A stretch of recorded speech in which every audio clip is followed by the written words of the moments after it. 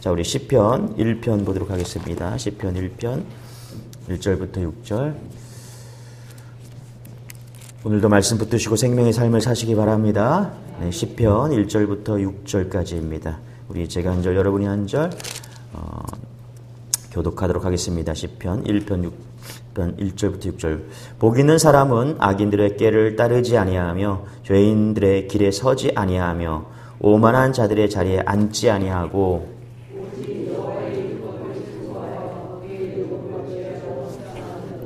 그는 시냇가에 심은 나무가 철을 따라 열매를 맺으며 그 잎사귀가 마르지 아니함 같으니 그가 하는 모든 일이 다 형통하리로다.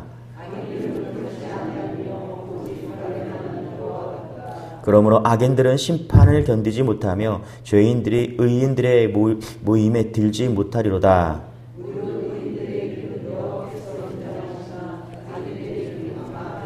아멘. 네. 여러분, 인생에 중요한 게 뭐냐면 방향입니다. 방향. 우리 중고생들 또 청년들 방향이 결정된 친구들이 있어요. 내가 어디를 가겠다. 내가 어디를 학교를 가겠다. 내가 취업을 어디로 하겠다. 목표와 방향이 있는 친구들이 있어요. 이런 친구들은 정확하게 갑니다. 그리고 속도도 붙어요. 그러나 방향이 없는 친구들은 달려도 계속 엉뚱한 곳으로 달리는 것입니다. 그래서 방향이 틀리면 속도는 또 의미가 없는 거죠. 열심히 달려갔는데 방향이 잘못했어요. 그럼 다시 돌아와야기 때문에 그렇다라는 거예요. 그래서 바른 방향이 중요하다.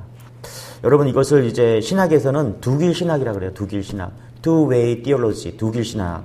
성경은요, 계속해서 우리에게 두 개의 길을 보여주고 있다라고 이야기를 합니다. 어느 쪽 길을 갈 것인가? 하나님과의 관계 속에서 가까이 하나님과 같이 갈 것인가? 아니면 하나님과 계속 반대 방향으로 멀리 갈 것인가? 두 가지 있다는 것입니다. 그래서 부자와 나사로, 이게 이제 두길 신학이라고 하는데 부자와 나사로 이야기도 마찬가지입니다. 되게 쉽게 말하면 겉으로 볼 때는 이제 부자는 호의호식하고 좋죠, 그렇죠? 근데 마지막에는 어디가 있어요? 지옥에 가 있어요. 지옥에. 나사로를 한번 봅시다. 거지입니다. 비참한 인생이에요. 걔가 와서 환대를 막 핥아도 뭐 막아주는 사람이 없을 정도로 이 땅에서 비참한 인생을 사는 겁니다. 그런데 하나님과 동행했더니 천국 인생이 되었다라는 거예요. 최종 목적지가 중요하다라는 거예요. 그래서 우리에게 항상 물어봐야 돼요. 두 갈 길 중에서 내가 어느 길을 걸어가고 있는가. 그 대표적인 게 시편에서 시편 1편이 그것을 묻고 있다는 것입니다. 그래서 시편의 시작인데 이 시편은 의인이냐 악인이냐, 내가 어디 길로 가고 있느냐, 이거 분명히 하라는 것입니다. 그래서 6절 한번 같이 읽어볼게요. 시작. 물은 악인들의 길은 여호와께서 인정하시나 악인들의 길은 망하리로다. 그죠?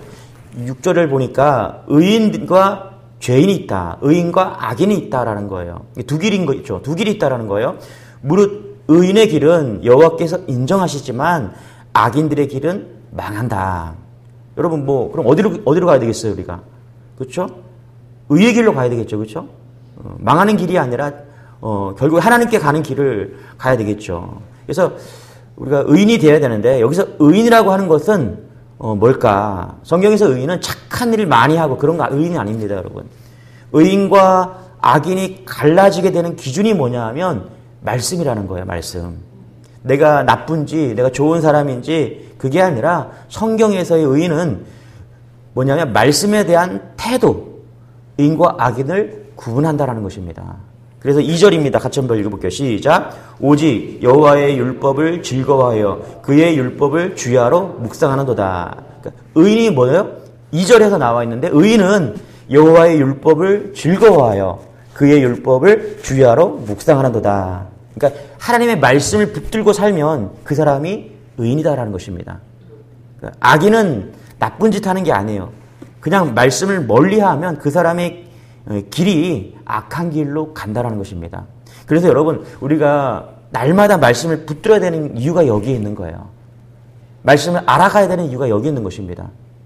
여러분, 우리가 천국 갈 때 마지막에 남는 거는 여러분 돈도 아닙니다. 사랑하는 사람도 아니에요. 다 남겨두고 가야 될 것입니다. 제가 볼 때 두 가지가 남는 것 같아요. 첫 번째는 뭐냐 하면 찬송이 남아요. 여러분들이 좋아하는 찬송이 반드시 있어야 돼요. 마지막에 부를 찬송이 있어야 되는 거예요. 예. 우리가 즐겨하고 내가 부르는 찬송은 우리의 이렇게 마지막 그 인생의 모습에서 결국 찬송을 부르는 거예요. 또 한 가지는 뭐냐 하면 말씀이 있어야 돼요. 말씀이. 여러분들이 툭 치면 건들면 여러분들이 좋아하는 말씀이 나와야 돼요. 최소한 10구절 정도는 외우고 있어야 돼요. 제가 올해부터 이제 뭐 우리 작년에부터 계속 하긴 했지만 올해부터 반복 그런 암송 대회를 하려고 그래요. 적어도 여러분들을 우리가 성도다 그러면 한 20에서 59절은 알고 있어야 돼요. 이게 매년 똑같은 거를 반복하면서 암송을 하는 거예요. 그러면 천국 가기 전에 정말 우리의 육신이 연약하고 영혼이 약해질 때가 있거든요. 그럴 때 내 입에서 성경 암송 구절이 나와야 돼요. 요한복음 3장 16절이 막 나오고 예수님의 입에서 막 말씀이 나와야 됩니다. 찬송과 말씀만이 우리의 영혼을 지탱해 줄 수가 있는 거예요. 그렇지 않겠습니까, 여러분? 아니, 내가 지금 생명이 이제 다 됐는데 돈이 무슨 필요가 있겠어요. 사랑하는 사람이야 손 꼭 잡을 수 있지만 근데 없다고 생각하면 그 사랑하는 사람도 그렇죠. 뭘 잡겠어요? 자녀 손 잡겠습니까? 자녀가 매일 잡아줄 것 같아요? 그렇지 않아요. 누구의 손? 예수님의 손을 잡아야 되고 할렐루야. 우리 입술이 찬양을 해야 된다. 예. 그게 의인이라는 거예요. 의인. 예수님의 손을 잡고 말씀을 붙들 때 우리가 천국 가는 의인이 될 수 있다는 것입니다. 악인은 나쁜 짓이 아니에요. 그냥 말씀 멀리하면 악인이 된다는 것입니다. 여러분 이스라엘 왕들을 한번 잘 살펴보세요. 왕이 번성했습니다. 평화로웠다. 그래서 뭐 솔로몬, 뭐 여로보암 1세, 2세 뭐 이런 사람들은 아주 번성했습니다. 다 최고의 군사력도 가져 있고 경제력, 뭐 외교력, 정치력 아주 능란했습니다. 잘 살았어요. 그런데 성경은 뭐라고 기록하냐면 악한 왕이다. 악한 왕이다. 의로운 왕이라고 표현하지 않습니다. 이들을. 그러면 의로운 왕들의 특징이 뭐냐? 겉으로 볼 때는 뭐 표시롭지 않아요. 근데 하나님 말씀 붙들고 하나님의 말씀대로 살았던 왕, 그게 선한 왕이다. 성경은 이렇게 말하는 것입니다. 그죠? 가치관이 틀린 거죠. 그러니까 선한 인생, 의인 되기 위해서 가야 될 길은 뭐냐면 말씀 붙드는 인생이 되어야 된다는 것입니다. 그래서 말씀 떠나면 무슨 짓을 해도 악인 떠나는 거예요. 악인이 되는 것입니다. 여러분 말씀 붙드는 인생 되시기 바랍니다. 할렐루야. 그래서 1절 이렇게 말하죠. 같이 한번 읽어볼게요. 시작. 복 있는 사람은 악인들의 꾀를 따르지 아니하며 죄인들의 길에 서지 아니하며 오만한 자들의 자리에 앉지 아니하고. 그렇죠? 그러니까 여러분 말씀을 붙들었어요. 그러면 1절을 묵상했어요. 오늘. 그러면 뭐 해야 돼요? 우리가 의인은 악인이 아니다. 의인은 죄인이 아니다. 의인은 오만한 자가 아니다. 그렇죠? 여러분 말씀 붙드시고 오늘 내가 죄인의 길에 오만한 자의 자리에 앉지 말아야 되겠구나. 이게 말씀 붙드는 거예요.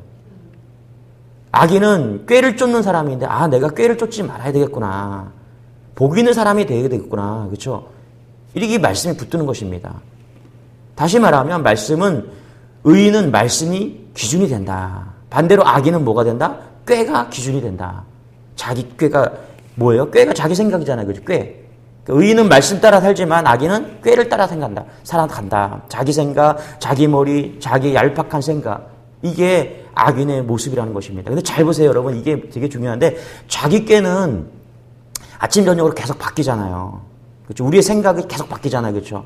마음이 한결같지 않아요. 사람의 마음이 환경에 따라 분위기에 따라서 뭐 여건에 따라서 막 바뀝니다. 생각이 계속 바뀌어요. 그런데 하나님의 말씀은 변함이 없죠. 예. 그래서 우리가 말씀을 따라가야 되는 겁니다. 그 길을 말씀을 따라갈 때 우리가 변함없이 하나님께서 이끄시는 인생이 된다라는 거예요. 복 있는 인생이 된다는 것입니다. 그래서 성경을 캐논이라고 그러잖아요. 캐논. 이게 대나무 자라는 거거든요. 그러니까 기준이라는 거예요. 기준. 예. 말씀 따라가는 여러분 되시기 바랍니다. 우리 3절입니다. 같이 시작. 그는 시냇가에 심은 나무가 철을 따라 열매를 맺으며 그 잎사귀가 마르지 아니함 같으니 그가 하는 모든 일이 형통하리로다. 그렇죠? 시냇가에 심은 나무 같다라고 이야기를 합니다. 여러분 시냇가에 심은 나무는 애를 쓰지 않습니다. 여러분 시냇가에 심기운 나무는 애를 쓰지 않아요. 그러니까 말씀 옆에 있으면 된다라는 거예요. 이런 사람은 어떤 사람이에요? 여러분처럼 이렇게 매일 새벽 예배 나오는 사람들, 그렇죠? 매일 말씀에 따라가기를 작정한 사람들, 매일 큐티하는 사람들, 말씀으로 하루를 시작하시는 분들. 그런데 여러분 잘 보세요. 이런 사람들은 이제 시냇가에 심은 나무라 그래요. 말씀을 쫓아가면 그냥 자라가는 거예요. 그냥 복이 되는 것입니다. 그런데 주일에 한 번 예배 드리는 사람들이 있어요. 이런 사람들은 시냇가에서 한 10m, 50m 떨어진 거죠. 그죠? 1년에 교회에 몇 번 나오는 사람들 한번 생각해 보세요. 은혜가 있겠어요, 여러분? 은혜로 말씀으로 살지 않고 그런 사람들은 다 꾀로 산다라는 거예요. 두 가지 길이 있다라는 거예요, 여러분. 말씀으로 살 거냐, 내 꾀로 살 거냐. 지금 그 얘기하는 거예요, 지금 이 말씀이. 내가 무엇으로 살 것인가. 말씀으로 살면 시냇가에 심겨온 나무처럼 그냥 가만히 있으면 된다라는 거예요. 여러분 잘 보세요. 사사기를 보면 자기 소견대로 옳은 대로 살았다라고 이야기를 합니다. 말씀이 없었기 때문에 그래요. 자기 소견대로 살았다는 건 뭐냐면 자기 꾀로 살았다라는 거예요. 자기 생각대로. 그렇죠? 그것을 사사시대라고 이야기를 합니다. 어떤 기준을 살았느냐. 말씀으로 기준이 아니라 자기 생각대로 살았다는 것입니다. 그래서 말씀을 붙들면 뭐를 알게 되냐면 우리가 시냇가에 심기운 나무처럼 자리를 알게 된다는 거예요. 1절에 보니까 이렇게 말해요. 오만한 자들의 자리에 앉지 아니하고, 그리고 또 3절에 보니까 시냇가에 심은 나무. 그렇죠? 이게 뭐냐 하면 자리를 알게 된다는 거예요. 그러니까 사람은 자기의 자리가 있거든요. 있어야 될 자리가 있어요. 오만한 자리에 앉지 않고 시냇가에 심기운 나무처럼 자리를 잘 잡아야 된다는 거예요. 근데 그 자리를 떠나서 자기를 떠난 그러면 이제 어떻게 돼요? 뭐 말라 죽거나 예를 들어서 천사와 같이 된다는 거. 타락한 천사처럼. 이게 왜 그러냐면 자리를 떠났기 때문이라는 거예요. 있어야 될 자리를 떠난 거예요. 그러니까 예배의 자리를 떠난 거예요. 예를 들어서 기도의 자리를 떠난 거예요. 섬김의 자리를 떠난 것입니다. 그러면 더럽혀지고 무너진다는 것입니다. 그러니까 우리가 주 안에서 있다라는 게 뭐냐면 여러분 주 안에서 있다라는 게 뭐냐면 바른 자리에 있다라는 거예요. 바른 위치. 내가 있어야 될 자리에 있다라는 것입니다. 포도나무 가지가 열매를 많이 맺으려면 뭐가 중요하냐면 위치가 중요하다라는 거예요. 그러니까 우리가 주님 곁에 붙어 있어야 된다. 그죠? 여러분 기독교는 힘쓰고 애쓰는 게 아니죠. 내가 막 애쓴다고 뭔가를 막 한다고 되는 게 아니라 자기가 있어야 될 자리에 있어야 된다는 거죠. 예배의 자리, 기도의 자리, 그렇죠? 그게 바른 자리라는 거예요. 잘 심겨져 있다라는 거예요. 그러니까 포도나무가 시냇가에 심은 나무처럼 잘 자리를 잡고 있어야 된다는 거죠. 그래서 오만한 자리가 아니고 하나님의 자녀의 자리에 있어야 된다. 그게 주 안에 있다라는 것입니다. 그래야 강해질 수 있고 우리가 오늘도 심기운 나무처럼 잘 자라게 된다는 것입니다. 여러분 어떤 자리가 중요합니까, 여러분? 예배의 자리, 할렐루야. 기도의 자리, 말씀이 들리는 자리가 필요해요. 죄악된 자리가 아니라, 죄 짓는 자리가 아니라 내가 말씀의 자리, 예배의 자리에 있느냐, 그게 중요하다는 것입니다. 늘 이것을 사모하는 여러분 되시길 바랍니다. 할렐루야. 우리 4절 같이 한번 읽어볼게요. 시작. 악인은 그렇지 아니하며 오직 바람에 나는 겨와 같도다. 그렇죠? 시냇가에 심은 나무니까 생기가 있고 열매가 있고, 그렇죠? 푸르름이 있고 잘 자라가겠죠. 근데 반면에 이제 복 없는 자를 악인이라 그러는데 이 악인은 누구와 같냐면 겨와 같다라고 이야기를 해요. 4절에 보니까 겨와 같다. 그러니까 신앙이 있는데 껍데기 신앙이 있다. 겨와 같은 신앙이 있다라는 것입니다. 여러분 어느 순간 생명도 없고 내용도 없고 이 겨는 버려지게 돼요. 여러분 겨 보셨죠? 그렇죠? 저도 어렸을 때 그 겨를 뭐 많이 보면서 자랐죠. 그러니까 말씀 없으면 그 겨와 같게 된다라는 것입니다. 까부르잖아요. 겨를. 저는 충청도에서 자랐는데 충청도에서는 그 겨를 까부른다 그러거든요. 이렇게 까부르면은 겨가 바람에 날려갑니다. 근데 잘 보세요. 내 교회를 다니고 있지만 신앙생활을 하고 있지만 이 껍데기 신앙이 있다라는 거예요. 겨와 같이 어느 순간에 안에 알맹이가 없는 거예요. 여러분 알맹이가 있기를 바랍니다. 할렐루야. 알맹이가 없으면 날아간다라는 거예요. 내용도 없고, 그렇죠? 버려지게 된다는 것입니다. 근데 이 알맹이가 뭐냐 하면 말씀에 뿌리를 내리지 않은 그 껍데기 신앙, 그것을 이야기하고 있는 것이죠. 교회에 오래 다녀도 겨와 같이 날아갈 수 있다는 것이죠. 버림받을 수 있다는 거예요. 뭐가 중요하다? 말씀이 중요하다. 그래서 바람이 불 때 언제 날아가냐면 말씀이 없으면 바람이 불 때 날아가는 거예요. 여러분 바람이 부는데 조금만 불어도요 초조하고 막 조급해요. 막 요동을 칩니다. 그리고 마지막에는 죽음이란 바람이 불잖아요. 그렇죠? 인생 가운데. 그 죽음이란 바람이 불 때 초조해지고 다급해지고 두려워지고. 그래서 말씀이 없는 사람들은 죽음, 환난, 내 인생에 고난이 올 때 겨와 같이 날아갈 수 있다는 것입니다. 이게 뭐냐면 믿음이 없는 거예요. 그래서 말씀에 뿌리를 내린 믿음이 없으면 그렇게 날아갈 수 있다는 것입니다. 여러분 잘 보세요. 내가 장로다, 권사다, 집사다. 그게 중요한 게 아니라 믿음이 중요한 거예요. 말씀의 믿음이 중요합니다. 할렐루야. 그래서 내가 얼마만큼 내가 말씀을 믿고 신뢰하고 있느냐.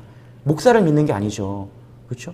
여러분 오늘 예배 자리에 나왔다고 여러분이 정말 뭐가 중요한 게 아니라 내가 오늘도 말씀을 신뢰하고 이 말씀을 붙들고 있는가. 이게 중요합니다.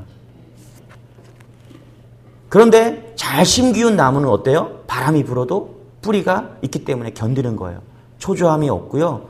조급함도 없고 불안감이 없는 겁니다. 바람이 불어도 흔들릴 수는 있지만 견고합니다. 바람은 계속 붑니다. 여러분. 마지막까지 불어요. 사단은 우리를 마지막까지 계속 까부르거든요. 죽음 앞에서 막 까부릅니다. 여러분 그럴 때 예수님을 붙들어야 돼요. 할렐루야. 집사, 권사 마찬가지. 제가 이 죽음 앞에 서신 분들을 임종 예배를 몇 번 드려봤습니다. 분명히 갈라집니다. 두 길로 갈라져요. 예수님이 있는 길로 가시는 분이 있는가 하면 없는 길로 가는 분이 있어요. 심지어 저한테 목사님 예수님이 계신가요? 죽음 앞에서 그러시는 분들이 있어요. 그러면 정말 난감한 거죠. 왜 그래요? 교회를 그저 다닌 거예요. 말씀 없이 다닌 겁니다. 할렐루야. 여러분 그러면 안 돼요. 말씀을 붙들어야 돼요. 할렐루야. 이 말씀을 끝까지 붙잡아야 돼요. 돈이 아니에요. 사람이 아니에요. 오늘 주일 말씀도 그랬잖아요. 사람은 사랑의 대상이지 믿음의 대상이 아닙니다. 믿음의 대상은 말씀입니다. 할렐루야. 우리의 믿음 대상은 하나님이에요. 믿을 존재는 하나님밖에 없는 거예요. 누구를 믿어요? 주먹을 믿어요? 돈을 믿어요? 다 사람 아니면 물질이에요. 우리는 그런 걸 믿는 게 아니에요. 믿음의 대상은 하나님이십니다. 할렐루야. 그 믿음의 대상 하나님이 하시는 그 말씀, 하나님이 곧 말씀이잖아요. 그렇죠? 그 말씀을 붙드는 거예요. 여러분 성경을 왜 남겨줬어요? 우리에게. 이거 붙들라는 거예요.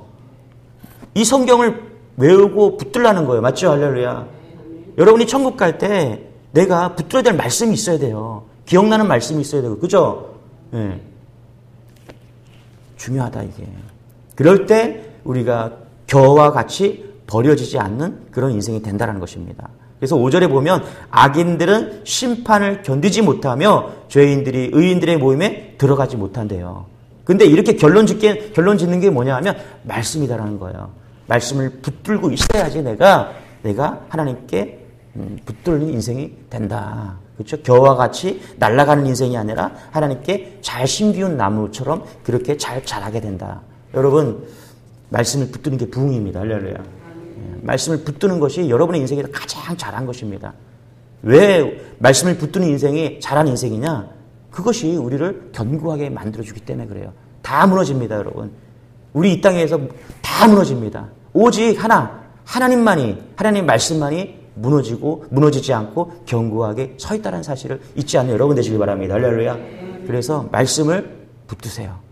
그리고 중요한 말씀, 예수님이 들어간 말씀들 여러분들 암기하시고 내내십시오. 그러면 그 말씀이 여러분을 어디까지 인도하냐면 천국까지 인도하는 겁니다. 할렐루야. 예, 오늘도 그렇게 말씀으로 승리하는 여러분 되시길 바랍니다. 기도하겠습니다. 하나님 감사합니다. 오늘 시편 1편 말씀을 통해서 우리에게 의인의 길을 가르쳐 주십니다. 하나님 시냇가 신기운 나무처럼 흔들리지 않는 인생, 견고한 인생 되기를 원합니다. 말씀 붙드는 인생 되게 도와주옵소서. 말씀을 붙들고 하나님 오늘도 생명나무처럼 견고하게 서 있는 그런 믿음의 종들 다 될 수 있도록 은혜를 더하여 주옵소서. 한 주를 시작하면서 또 하루를 시작하면서 주님께 예배하고 나아가는 귀한 주의 종들 가운데 하나님께서 붙들어 주시고 그의 인생 가운데 하나님 함께하여 주셔서 또 한 주간 오늘 하루 만나는 사람들 가운데 복음 전하며 하나님 믿는 자의 삶을 살아갈 수 있도록 은혜를 더하여 주옵소서. 몸이 불편하고 마음이 어려운 성도들 찾아가 주셔서 힘있게 일어나는 그런 하루 될 수 있도록 하나님 은혜를 더하여 주옵소서. 감사드리며 예수님의 이름으로 기도드리옵나이다. 아멘. 우리 주여 한번 외치고 기도하겠습니다. 주여 주여 주님 감사합니다.